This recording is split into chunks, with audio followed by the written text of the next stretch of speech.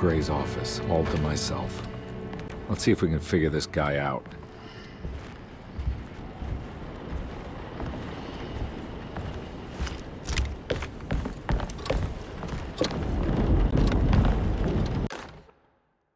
I have finished tidying up Miss Beauregard's belongings. I will leave it to you to contact her agent and have them collect her things. I found one of Grace's drawings she might want back, along with this key in her room, which I believe you've been looking for, Mrs. Thompson.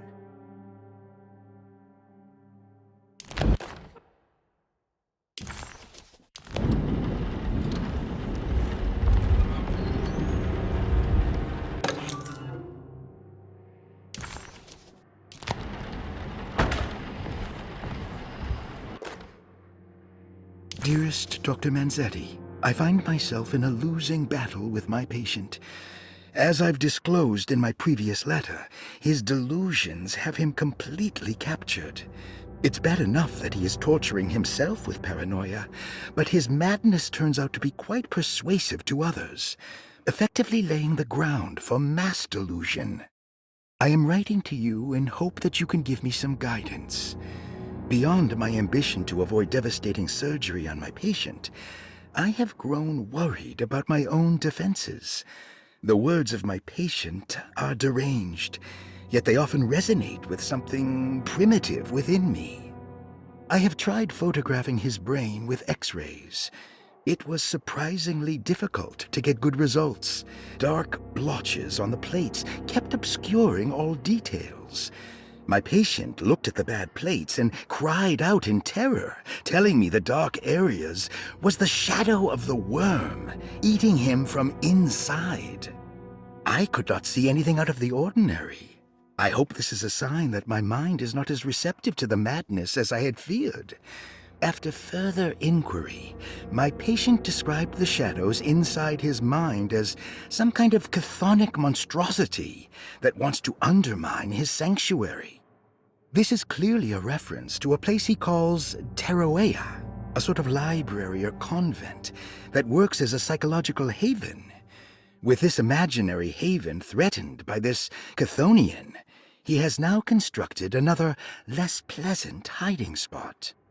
Lately, he has been bringing up a metaphor of a steamboat that has run aground, that he feels like he needs to start the engines and reverse, but he is afraid that the hole in the hull would cause the whole ship to sink. I've been watching him turn this metaphor into reality for the last week. He knows it's made up, but he is doubling down, trying to make it a real memory. I feel certain that this is my chance to break through the barriers of his self-deceit.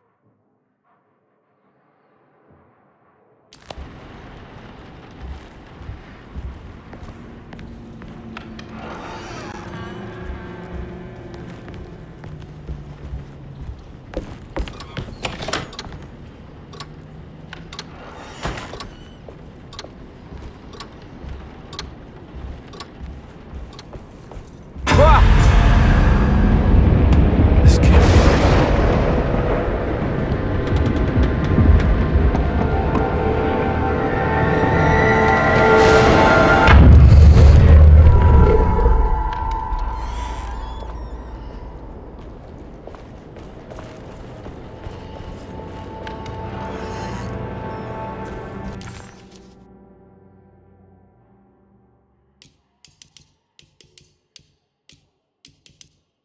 Doc.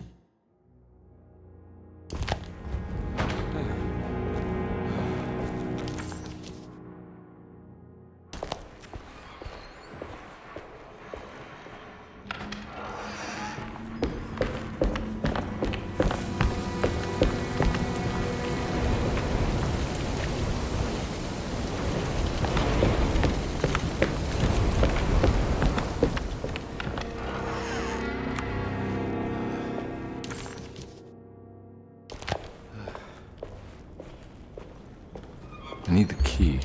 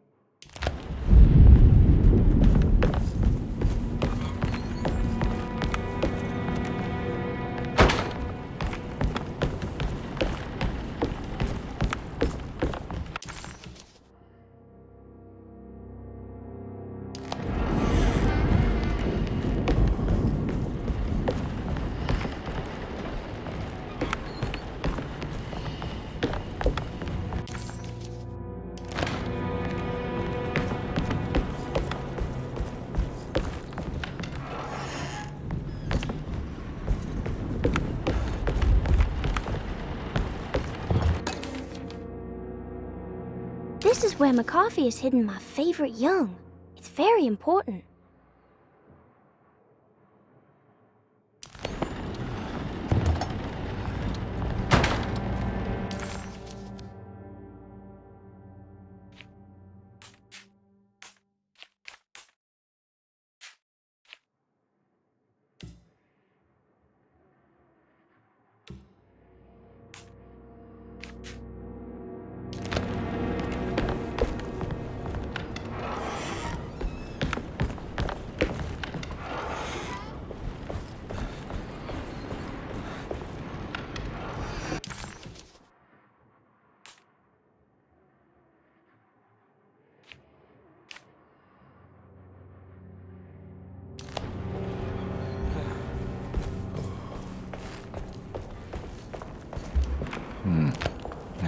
I need the key.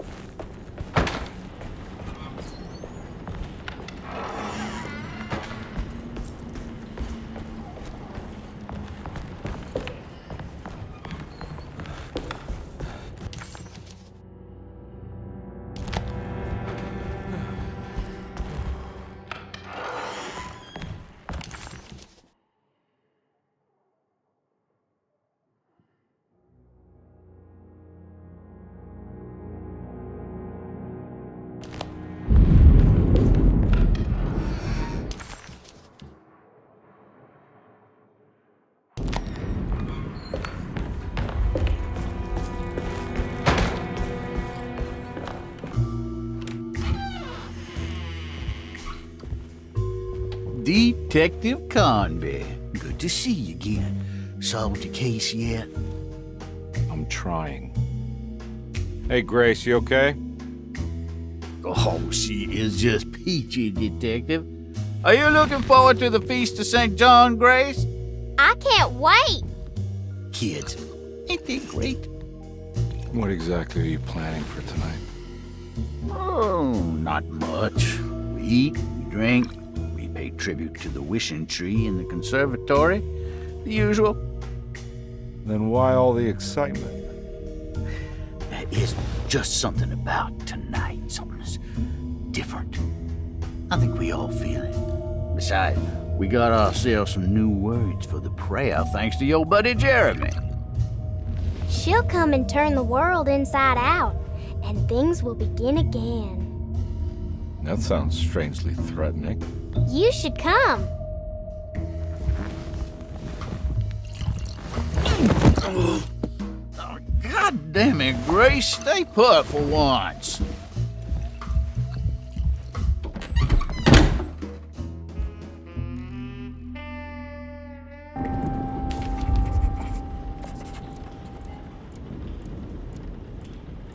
McCarthy was a deadbeat. His mere presence annoyed Conby. It was like watching the worst version of himself mock him by simply being worthless. While Conby enjoyed watching the child outplay the drunkard, there was something terrifyingly familiar about Grace. It was taunting him, like he was supposed to remember, but couldn't.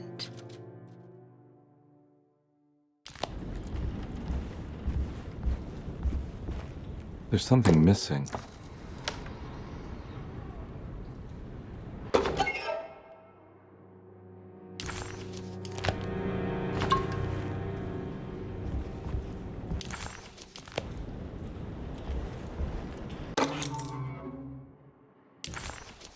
Better hold on to these.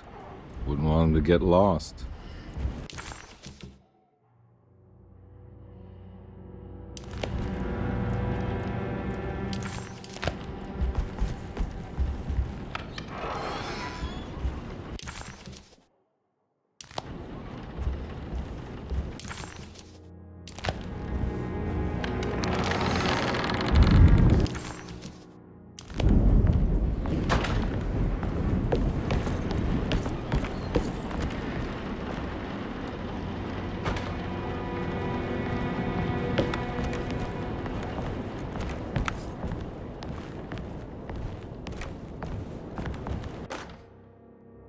Jeremy knew that the only one who could help him now was the guest in room number 3. The room seemed to have been empty for so long. But that wasn't allowed to be true. The story needed to be different. To include something from the outside, he would bring the guest back to room 3 and show them what was in that safe. 913. But those were not the right numbers. That was the combination for the safe in the clerk's office.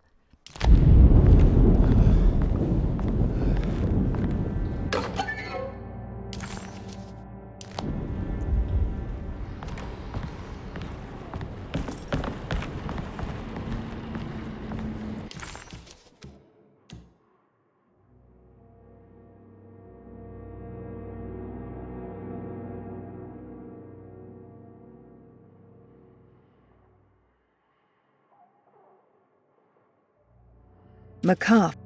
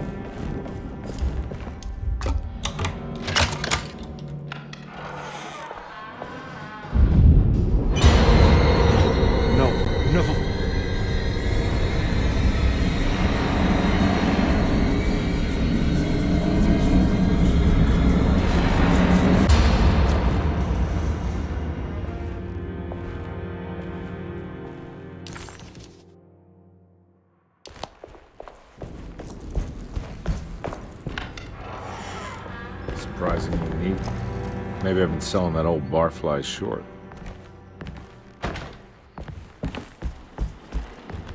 Looks like McCarthy has something hidden inside. Sometimes I think this place makes me worse. That Desetto might be my grave. A coffin made of ostentatious architecture. A Taj Mahal for the drunken depressed. There's something about Desetto. Something about Dr. Gray. Like we all pretend that we're here to get better, when in fact we are here to be forgotten.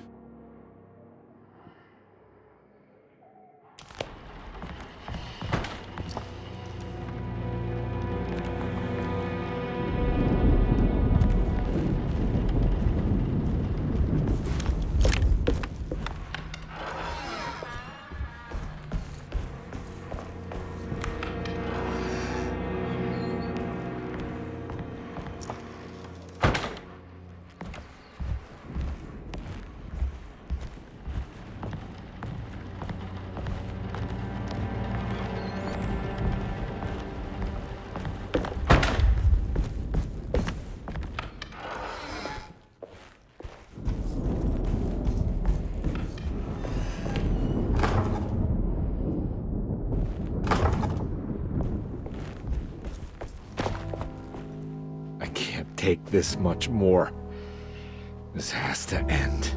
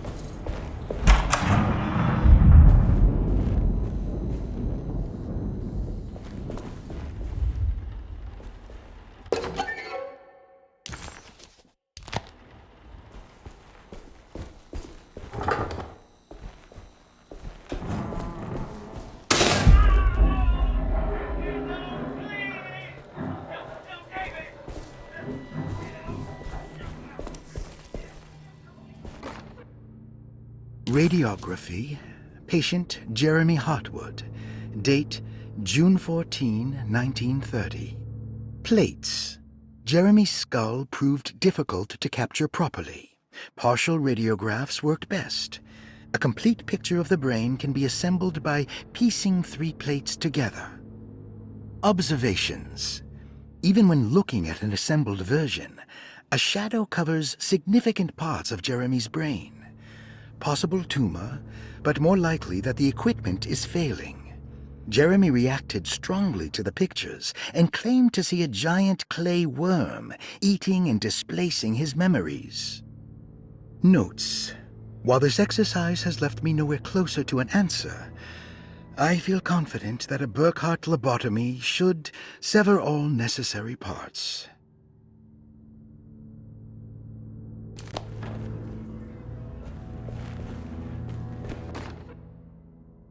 Hypothetical psychosurgery based on the ideas by Burkhardt and the St. Petersburg research could end up saving Jeremy's mind. Severing the connections around the frontal lobe would certainly solve most mental afflictions. The procedure would be brutal in performance, as well as in efficiency. An ice pick pushed through the edge of the eye and into the skull would untether the nerves like Alexander cutting the Gordian knot. As this would likely leave Jeremy in a very different condition, all other paths should first be explored. The medical instrument I would need for this lobotomy is missing, and I should have Waits order a new one.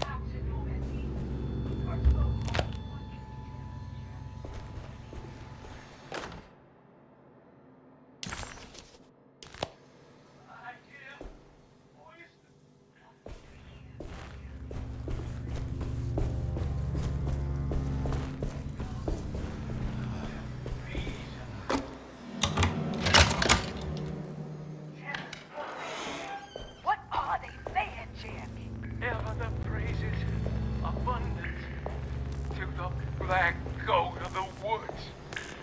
Hear us, mother, and take pity on us. This is some messed up stuff. Jeremy, our sacrifice and judge our work. Iha! Iha! Iha! Iha! Shabnagad! Iha! Shabnagad! The black goat of the woods with a thousand yards!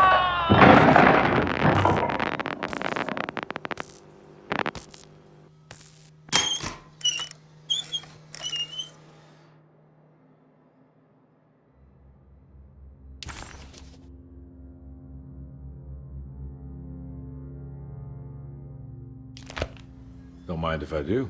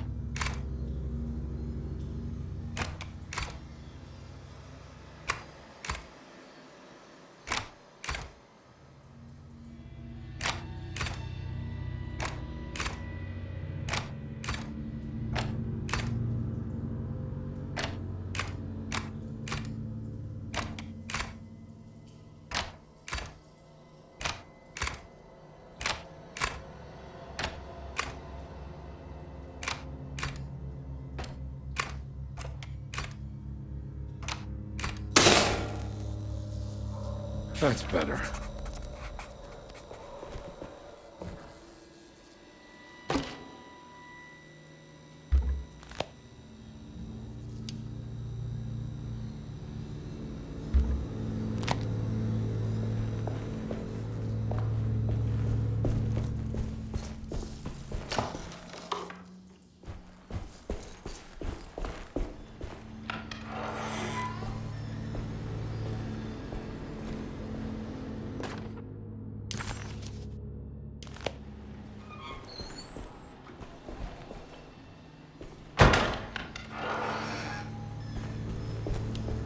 need the key.